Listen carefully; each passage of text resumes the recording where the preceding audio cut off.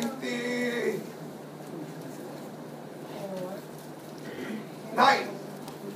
Example, Samaritan woman.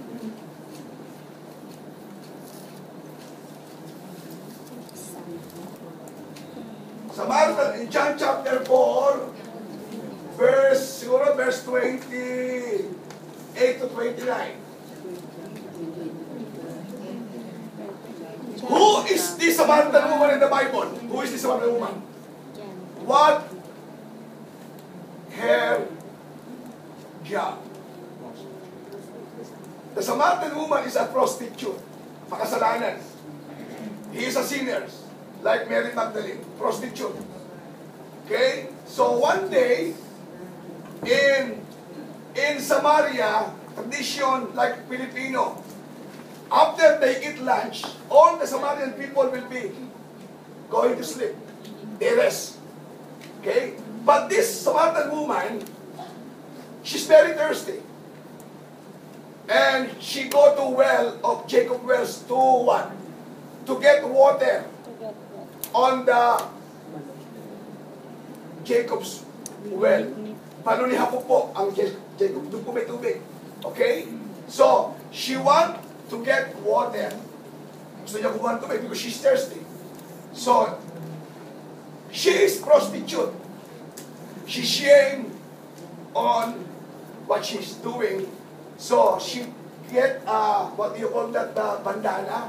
So that the people will see and makilala siya. Malabal. Okay? So, she bring the, what do you call this? Tapayan. Ano ba tawag doon? A jar. To get water on Jacob's well. But you know what happened? Jesus is in Jacob's well waiting for her. Okay? He didn't know. She's Jesus. So, when she get a water, she encountered with Jesus. And Jesus knew this Samaritan woman is a sinner, prostitute. Okay? What is the priority of that woman to get in Jacob's well? Priority is to get water. The priority is to get water on Jacob's well. But when she began to encounter Jesus, her priority began to change. Amen. She left her water jar in Jacob's well, and she go back to Samaria, and she preached about Jesus. You get what I mean? Amen. Naunawaan niyo ba? Amen. After she encountered Jesus, sinners, woman, Samaritan, prostitute. Okay? So when she encountered, siguro ating basahin. Paano rin sila? Can you read? 20, Brad, di ba po? 28, 29.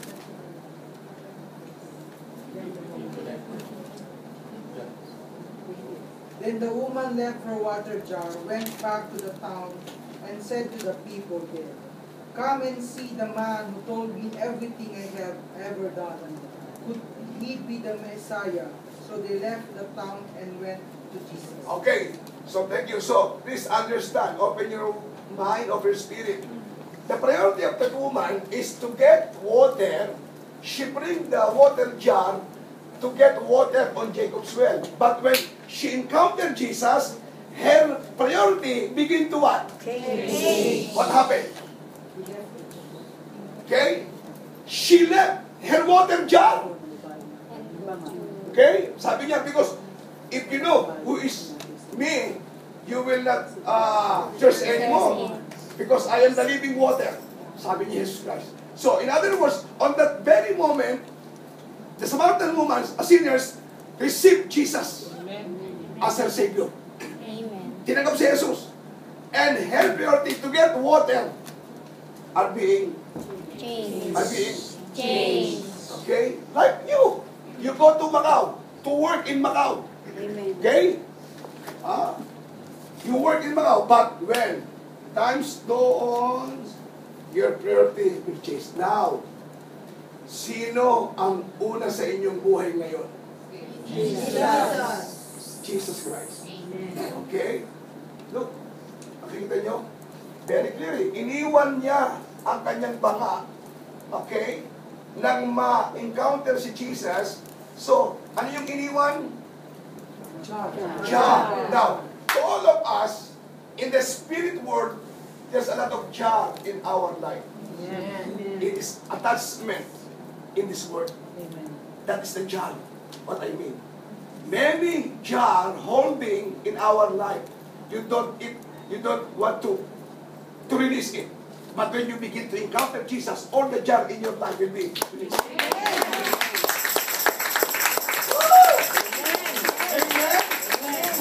What kind of jar? Jar. You are a sinner. It's jar. Materialistic is also a jar. Vices is also a jar. Okay? Selfish is also a jar. There's a lot of attachment in our life. Like a jar. Okay? Like what you experience from Baguio, from Ilocos, Pangasinan, from Manila, from the Philippine Island, going to Macau. Your priority is to work, to earn more money, to be rich. But now, your priority change when you begin to encounter. Amen. Totoo ba yun? Totoo ba yun? Amen. O, tama sabi ko, at the very moment, lumalakaran para wala kayo sa Panginoon pa, puro part-time, araw-araw, part-time, but nothing happened. Still wala ka pa rin. Amen? Hindi ka pa rin masaya. Although you have a lot of money, you are not happy. But now, if you encounter Jesus, whether your money is man, sapman, you're very happy. And woman. Okay? So, totoo yan. Because Jesus is all in our life. Amen. Amen ba? So, nagbago ang buhay at pagkatao ng babaeng ito when she encountered Jesus. Second example in the Bible, who changed priority. Second is tax collector.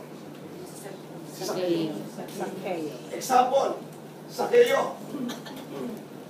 Tax collector. Corrupt.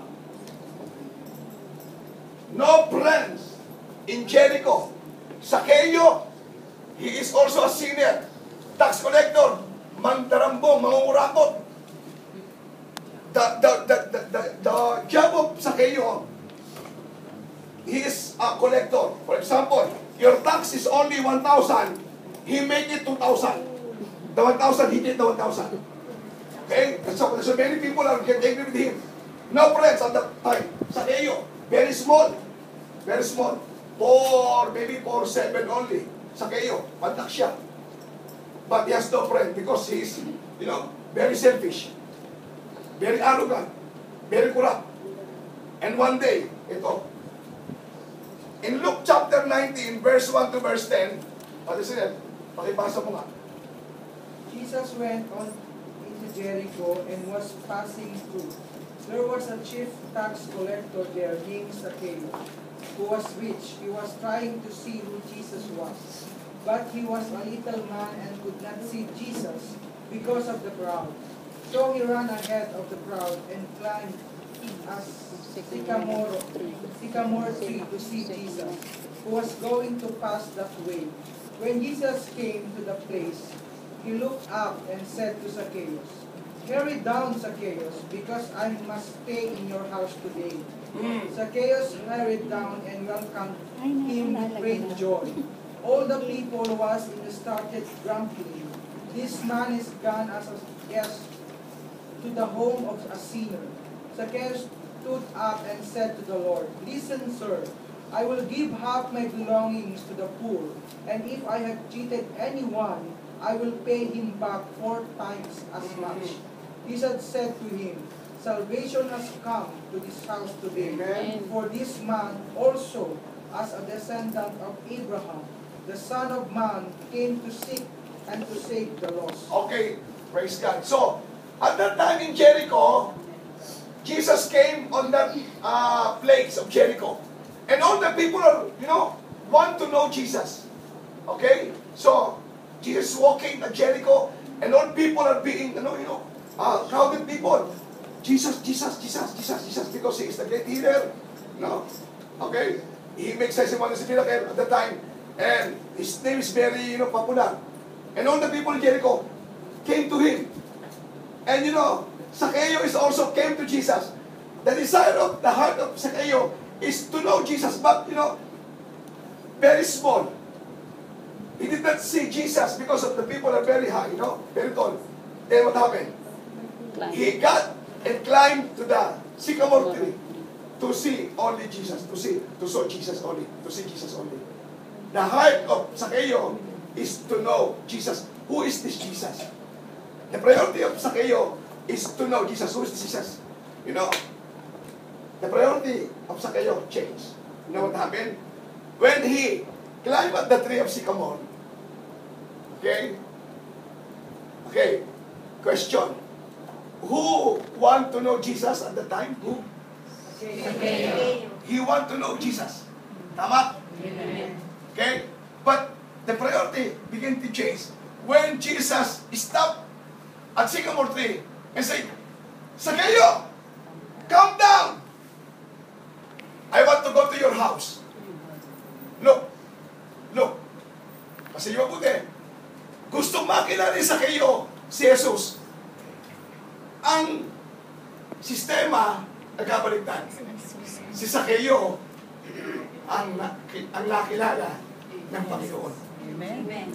Amen? Nakuha niyo? Amen. So, kaya pinagpala siya. If you want to be blessed, know about Jesus. Amen.